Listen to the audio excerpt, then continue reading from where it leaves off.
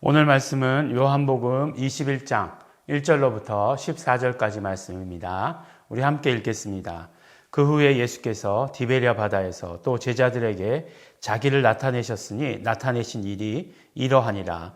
시몬 베드로와 디두모라 하는 도마와 갈릴리 사람 나다나엘과 세베대의 아들들과 또 다른 제자 둘이 함께 있더니 시몬 베드로가 나는 물고기 잡으러 가노라 하매 저희가 우리도 함께 가겠다 하고 나가서 배에 올랐으나 이 밤에 아무것도 잡지 못하였더니 날이 새어 갈 때에 예수께서 바닷가에 서셨으나 제자들이 예수신 줄 알지 못하는지라. 예수께서 이르시되 얘들아 너희에게 고기가 있느냐 대답하되 없나이다. 가라사대 그물을 배 오른편에 던지라 그리하면 얻으리라 하신대 이에 던졌더니 고기가 많아 그물을 들 수 없더라.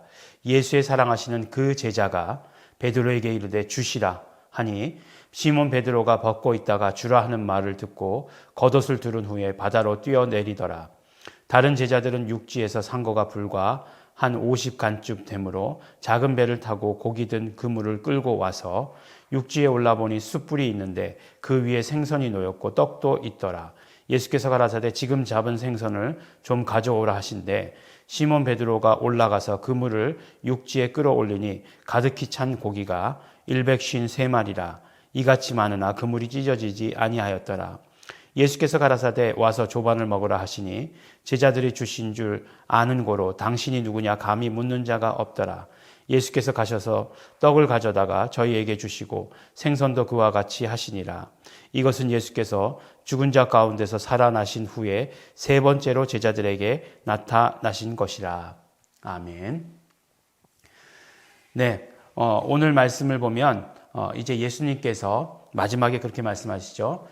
부활하신 후에 세 번째로 제자들에게 나타나신 것을 기록하고 있습니다. 근데 이게 요한복음 21장이죠. 그렇기 때문에 요한복음에 나타나신 것과 이렇게 순차적인 기록이다라고 이렇게 생각하지 마시고 세 번째 기록이 마지막에 이렇게 삽입되어져 있다라고 이렇게 생각하시면 됩니다. 그러면 이것은 뭐 요한의 의도냐? 뭐 그렇지 않을 수도 있죠. 왜냐하면 요한은 복음서를 썼고 나중에 성경을 이렇게 모은 사람들이 요한복음 21장을 그렇게 넣었을 수도 있는 것이죠. 그렇지만 어찌했던지 간에 그것이 앞에 있던지 간에 뒤에 있던지 간에 이 말씀이 우리에게 주시는 메시지가 있다라고 하는 그런 사실은 틀림이 없습니다.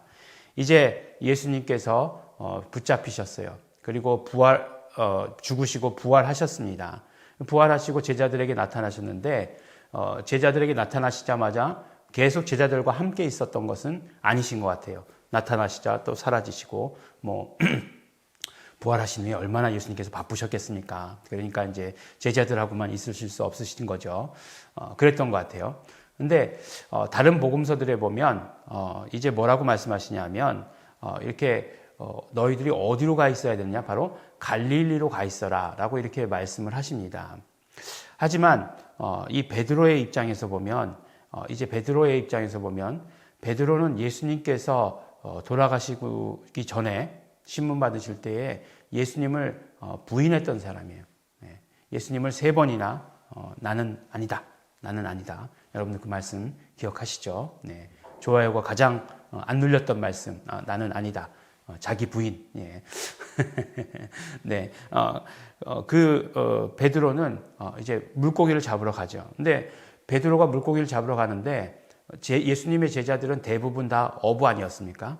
근데 많은 사람들이 베드로를 따라서 함께 가게 돼요. 오늘 말씀 나 보니까 7명이 나오죠. 베드로가 나오고요. 그 다음에 도마, 항상 디두모라고 하는 도마, 디두모는 쌍둥이란 말씀이었죠. 그 다음에 갈릴리 가나 사람 나다나엘. 나다나엘은 이를테면은 다른 성경에 보면은 그 이름이 바돌로메죠. 근데 분명히 우리가 잘 알 수 있는 건 뭐냐면 베드로도 바요나 시몬이에요. 그죠? 바요나 시몬. 그러니까 요한의 아들 시몬이에요. 그런 걸로 봐서 바돌로메는 돌로메의 아들이라는 얘기잖아요. 그러니까 돌로메의 아들 나다나엘이었다라고 이렇게 얘기가 그러니까 그것일 것입니다. 그러니까 요한복음에는 나다나엘이라고 되어 있고 다른 복음서들에는 바돌로메라고 되어 있죠. 근데 같은 인물이에요. 그러니까 바돌로메, 돌로메의 아들 나다나엘. 그러니까 훨씬 더 요한복음에 있어서는 아주 구체적으로 그 이름까지 기억해 주시고 계시는 거죠. 그 다음에 세베대 아들들은 야고보와 요한이죠. 그리고 또 다른 제자들 둘이 더 있었다 이렇게 얘기하고 있습니다. 다른 제자들 둘은 이름을 안 쓰셨으니까 누군지 몰라요. 둘이 있었어요. 근데 보니까 고기를 잡으러 갔어요. 고기를 잡으러 갔는데 뭐 밤새도록 고기를 잡았는데 뭐 뻔한 스토리죠. 고기를 하나도 못 잡았어요. 근데 새벽이 돼서 날이 이제 갤 때쯤 보니까 저 바깥에 서 있는데 누가 서 있는데 아무도 그분이 예수님인 줄은 알아보지 못한 거예요. 근데 예수님께서 뭐라고 말씀하십니까? 그 고기가 있느냐? 그러니까 물어보니까 없습니다. 라고 이렇게 얘기해요.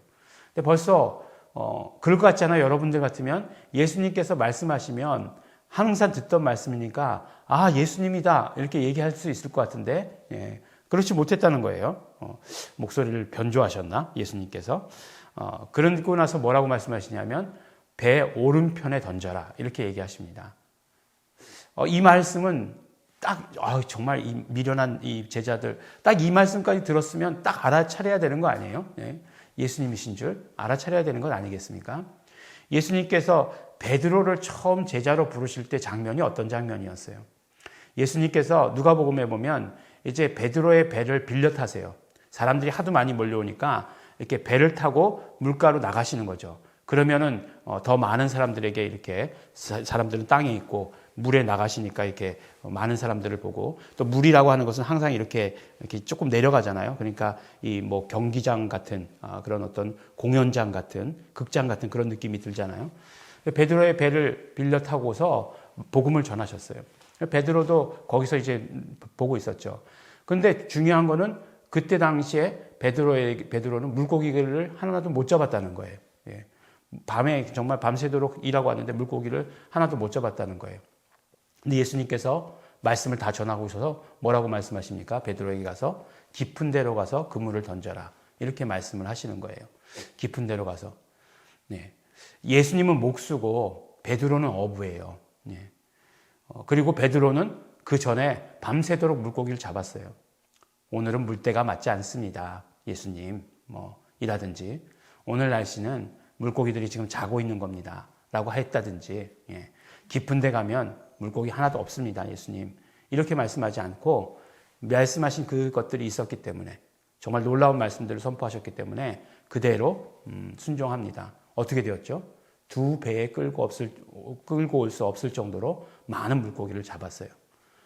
근데 베드로를 부르실 때 그 장면하고 너무나 똑같은 장면이 이렇게 정말 오버랩이 되었는데 그런데도 불구하고 제자들이 예수님이신 줄 몰랐다?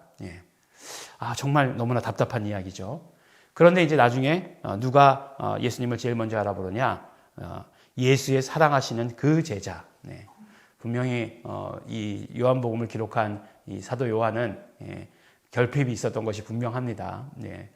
예수님께서 당신을 가장 사랑했다라고 이렇게 쓰고 있잖아요.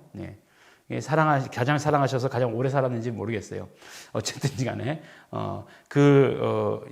누굽니까? 요한의 형제였던 야고보는 제일 먼저 순교하잖아요. 같은 형제인데 사도행전 12장에 보면 제일 먼저 순교를 합니다. 그럼에도 불구하고 자기를 제일 사랑하는 그 제자라고 이렇게 얘기하고 있어요. 베드로에게 예수님이시다 이렇게 얘기하죠. 그러니까 뭐라고 합니까? 시몬 베드로가 양반이었어요.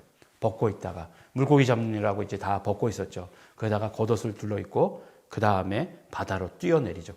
그대로 바다로 뛰어내리는 것을 봅니다. 그러니까 물고기 잡고 있던 데가 육지로부터 그렇게 멀리 떨어져 있는 곳이 아니었다. 이렇게 기록하고 있죠. 한 90m 정도 떨어져 있는 곳이었다. 이렇게 얘기하고 있으니까 얕은 곳이었을지도 모르고 이제 뛰어내려서 이제 온 것이죠. 그리고 나머지 제자들은 그대로 배에 타고 온 것입니다. 베드로가 그렇게 할 수 있었던 것은 자기에게 당한 사건하고 똑같은 일이 벌어졌으니까. 그러나 것은 이제 예수님께서 이제 떡도 구워 놓으시고 생선도 또 구워 놓으셨는데 보니까 제자들이 이렇게 많이 갈 줄은 몰랐던 거죠. 네. 베드로 혼자인 줄 알았는데 너무 많이 가니까 생선이 모자랐던 거죠. 네. 이런 말씀은 절대로 믿으시면 안 됩니다. 그래서 뭐라고 말씀하시죠? 네. 물고기를 더 가져와라. 이렇게 말씀하시지 않습니까? 그러니까 더 가지고 이제 그물을 육지로 끌어올리고 보니까 물고기가 그 시간에 또 빠른 시간에 샜어요. 153마리 샜습니다. 그래서 아주 유명한 우리 볼펜 있잖아요. 그 어떤 회사에서 나온 볼펜 보면 153이라고 되어 있는 볼펜 있죠. 딱 그걸 적어 놓은 것을 보면 그 사람이 어떤 사람이다라고 하는 것을 알 수 있는 것이죠. 그래서 이렇게 조반을 먹었어요. 그리고 아침 먹는 그 순간은 굉장히 어색한 순간이었습니다. 아무도 누구냐고 묻는 사람이 없더라. 당연히 아니까. 그리고 분명히 예수님 부활하셨는데 너희들 여기서 뭐 하고 있니? 이렇게 물어보시지도 않아요. 하지만 이 장면을 통해서 분명히 예수님께서 제자들에게 말씀하시는 바가 있어요. 그리고 다른 복음서들에 기록된 그런 기록들도 있습니다. 무엇이냐면 바로 이 장면은 예수님께서 제자들을 다시 부르시는 장면이에요. 누가 봐도 그렇습니다. 예수님께서 제자들을 다시 부르시는 장면이에요. 처음에 부르실 때는 제자로 부르신 것이고 두 번째 부르실 때 그 의미가 무엇이냐? 그러면 그 두 번째 부르신 의미는 이렇게 생각할 수 있습니다. 바로 새로운 사명을 부여하시는 거죠. 보면 예수님의 제자들이 이제 성령을 받고 나서 이제 외치기 시작합니다. 그러고 나서 제자들은 어떻게 되냐면 다 순교자가 돼요. 다 순교자가 됩니다. 근데 순교자가 될 수 있는 것은 어떤 사람들이 순교자가 될 수 있겠습니까? 정말로 예수님을 사랑하는 사람들, 예수님을 사랑하는 그 제자가 순교자가 될 수 있는 것이죠. 어떤 사람이 사명을 받습니까? 정말로 사랑하는 사람이 사명을 받는 것이에요. 예수님을 사랑하는 사람이 사명을 받는 것입니다. 나는 나에게 주신 사명 아무것도 없다. 내 자신을 돌아봐야 되는 거예요. 내가 정말 예수님을 사랑하는가 하는 그 사실을 돌아보아야 하는 것입니다. 그래서 다른 복음서들에 보면 이제 뭐라고 말씀하시냐면 다시 예루살렘으로 가자라고 이렇게 말씀을 하시는 장면이 있어요. 물론 요한복음에는 그런 장면이 없습니다만 이것이 그 장면인지도 모르겠습니다만 그러나 다시 예루살렘으로 가자고 말씀하세요. 예루살렘이 어떤 곳이에요? 예루살렘에서 바로 예수님께서 죽으셨어요. 십자가에 달려 죽으셨습니다. 비록 부활하셨지만 여전히 살기가 등등한 곳이에요. 근데 그곳으로 다시 가자라고 말씀하십니다. 그것은 무슨 말씀입니까? 제자들을 이렇게 다시 부르셨다라고 하는 이 말씀은 제자들에게 사명을 주시는 것이죠. 어떤 사명입니까? 순교의 사명이죠. 순교의 사명을 주십니다. 물론 오늘 이제 내일 우리가 함께 나눌 말씀이겠죠. 베드로와 예수님과의 그 대화, 너무나 유명한 그 대화, 내가 나를 사랑하느냐 하시는 그 대화, 그것을 통해서 더 확실해지지만 오늘 말씀을 통해서 그것을 우리에게 제자들에게 말씀해 주시고 또 우리에게 말씀해 주시는 것을 우리는 듣습니다. 우리가 예수님을 사랑하는 자가 되어야 합니다. 비록 흩어져 있었다 할지라도 예수님께서 다시 부르십니다. 예수님께서 우리를 다시 부르십니다. 다시 부르시고 우리에게 사명을 주십니다. 그 사명, 정말 사랑하는 자에게 주시는 그 사명, 예수님을 사랑하시는 자에게 주시는 그 사명, 순교할 수 있는 자격을 주신 그 사명, 그것을 또한 우리도 받아가지시는 우리 성도 여러분들이 되시기를 예수 이름으로 축원합니다. 기도하겠습니다. 하나님 아버지 감사합니다. 오늘 아버지 하나님, 오늘도 또 우리를 불러주시는 예수님 너무나 감사하고 고맙습니다. 비록 아버지 하나님, 우리의 모든 부족함 때문에, 연약함 때문에 우리가 정말 예수님께로부터 떠나 있었지만, 마음이 멀어졌지만 우리를 다시 부르시고 다시 우리에게 사명 주시고 우리가 정말 예수님을 다시 사랑할 수 있는 자로 세워주시는 것 너무나 감사하고 고맙습니다. 우리는 아버지 하나님 넘어져 있었지만 우리를 일으켜 세워주시고 다시 예수님을 사랑할 수 있게 해주시는 예수님 너무나 감사하고 고맙습니다. 오늘도 예수님께로 갑니다. 우리가 정말 더욱더 정말 사명 가지고 갑니다. 우리 사명 가운데 우리의 마음이 뜨거워지게 하여 주시옵시고 우리 예수님을 사랑하는 그 사랑이 더욱더 충만할 수 있도록 축복하여 주시옵소서. 감사드립니다. 예수님 이름으로 기도드렸습니다. 아멘. 우리 시간 우리 함께 기도하실 때 우리 정말 오늘 말씀을 듣고 예수님의 피를 의지해서 회개하며 기도하고 이제 정말 더욱더 예수님을 사랑하는 자가 되겠습니다. 또 예수님께서 주신 사명에 우리 집중하는 자가 되겠습니다. 우리 결단하시면서 회개하시면서 다 같이 통성으로 함께 기도하시겠습니다.